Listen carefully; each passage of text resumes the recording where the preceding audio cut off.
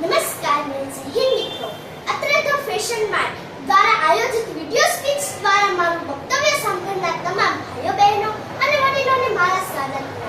આજના મારા વક્તવ્યનો વિષય છે ઘાયલ વર્તમાનનો ઈલાજ શિક્ષણ છે એક ઉપચાર.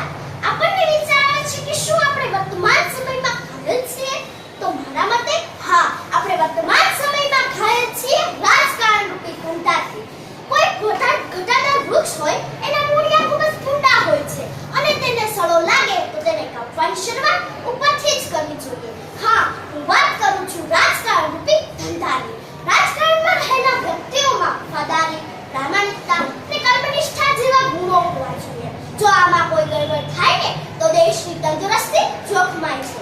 શું આજના રાજકારણીઓમાં આવા ગુણ દેખાય છે? ના મિત્રો, ના. આવા ગુણ તો શું, પરંતુ પ્રજાનું હિત કરવા બેઠેલા કેટલાક રાજકારણીઓ તો 15મી ઓગસ્ટ કે 26મી જાન્યુઆરીએ પણ પોતાની પથારી છોડી શકતા નથી. શું આવા લોકો આપણું ભલું કરવાના?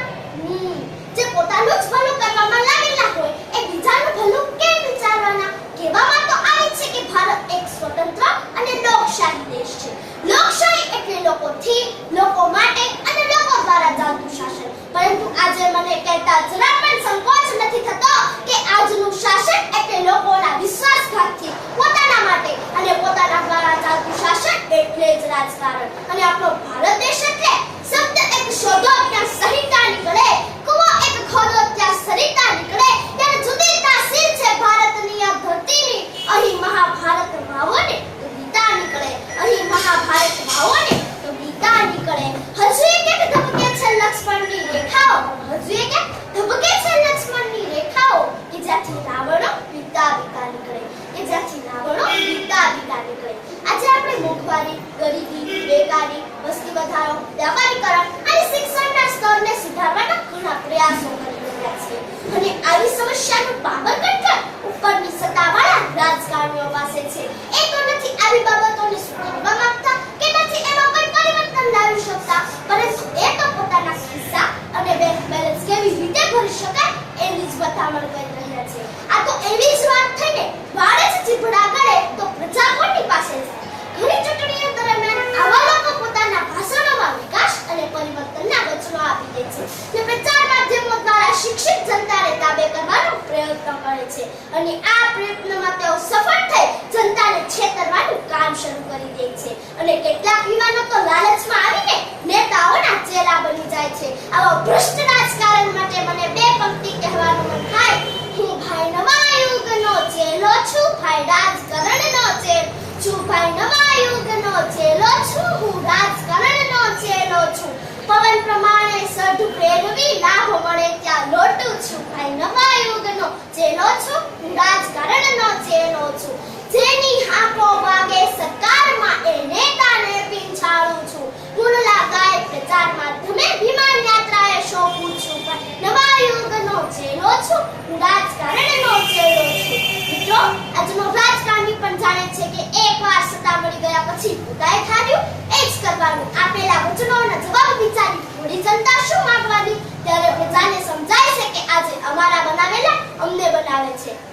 અને કોઈ તો એવો કિસ્સો બતાવો કે કોઈ રાજકારણીએ ગરીબના ઘરમાં અંજવાળું કર્યું હોય, કોઈ ગરીબ અને શિક્ષિત યુવાનને નોકરી અપાવી હોય, દેશ માટે શહીદ થયેલા યુવાનના પિતાને દિલાસો અપાવ્યો હોય.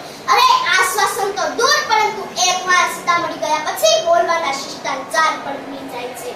હવેના કેટલાક રાજકારણીઓ તો બળાત્કારનો ભોગ બનેલી યુવતી પર આંગળી ચીંધતા પણ ખચકાતા નથી. આવા ભ્રષ્ટ આંગળી ચીંધતા પણ ખચકાતા નથી.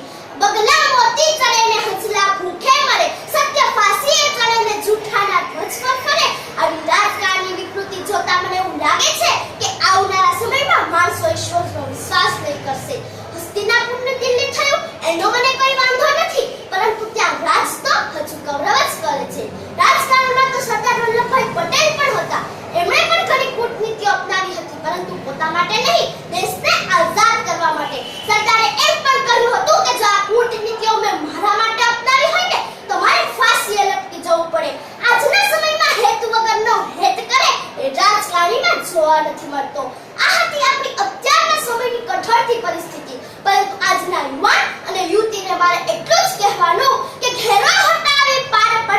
મર્દના ખેલ છે. જ્યાં ઊંચી ખીણ હશે ત્યાં ઊંચી અંકાયેલી કેડી હશે. હે યુવક ઢૂંઢ તારે જ રસ્તે એક નવી કેડી હશે. હે યુવતી ઢૂંઢ તારે જ રસ્તે એક નવી કેડી હશે. તારે જ રસ્તે એક નવી કેડી હશે. આપણો ભારત દેશ દરેક રીતે સ્વતંત્ર છે, જિજ્ઞાસુ છે, મહેનતુ છે, શિક્ષિત પણ છે. તેથી તે પોતાના સ્વપ્નને સાકાર કરવા માટે ગાંડીતુર મહેનત કરવા પણ તૈયાર છે. આજ તમે કોઈ પણ ક્ષેત્રે જોઈ લો, ઔદ્યોગિકરણ હોય કે શિક્ષિતકરણ, ખેલ ક્ષેત્ર હોય કે ફિલ્મ ક્ષેત્ર, ધાર્મિક ક્ષેત્ર હોય કે ફેશન ક્ષેત્ર, આવા દરેક ક્ષેત્રમાં આજની યુવા પેઢીએ પોતાના વિચારો, આવડત અને જ્ઞાનને સ્વતંત્રતાથી રજૂ કર્યા છે અને હજુ પણ કરશે. આજની યુવા પેઢીમાં માત્ર યુવાનો જ નહીં પરંતુ યુવતીએ પણ શિક્ષણ ક્ષેત્રે ડગમાંગ્યા છે અને નારી સશક્તિકરણનો ડંકો આખા વિશ્વભરમાં ગુંજાવ્યો છે. અને આજે એમનામાં સાહસ અને સફળતાની ઝંખના જાગી છે. આજની શિક્ષણ પદ્ધતિ સ્વતંત્ર છે અને તર્કશીલ પણ છે. જો સ્વતંત્રતાથી આજના યુવાન અને યુવતીઓ સાહસ અને સંયમ વડે વિકસે ને તો આજ આપણો ભારત દેશ વિશ્વની પ્રથમ મહાસત્તા ધરાવતો દેશ બનશે. એમાં કોઈ સરકારી સ્થાન જ નથી. પરંતુ આ ગંભીર સ્થિતિ જોઈને મને એક સંસ્કૃતનો શ્લોક યાદ આવે છે.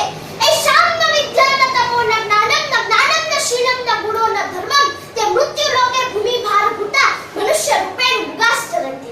આનો અર્થ એ જ થાય છે કે મનુષ્યને એક ઉત્તમ મનુષ્ય શિક્ષણ જ સમજાવી શકે છે. અંતમાં હું એટલું જ કહી શકું કે ચોરી, લૂંટફાટ, ભ્રષ્ટાચાર, સરકારના લૂંટણ જેવા નિર્ણયો અને સમસ્યાઓને તો આજના સમયમાં શિક્ષણ જ સમજી શકે છે. તેથી આપણે સૌએ શિક્ષણની કેડીએ એકબીજાનો હાથ થામીને પગરવ પાડવાના છે. કારણ કે શિક્ષણ માટે કરેલ ખર્ચ એક લાંબા સમયનું મૂડી રોકાણ છે. તો ચાલો આપણા યંગ ઇન્ડિયાને મજબૂર નહીં પરંતુ મજબૂત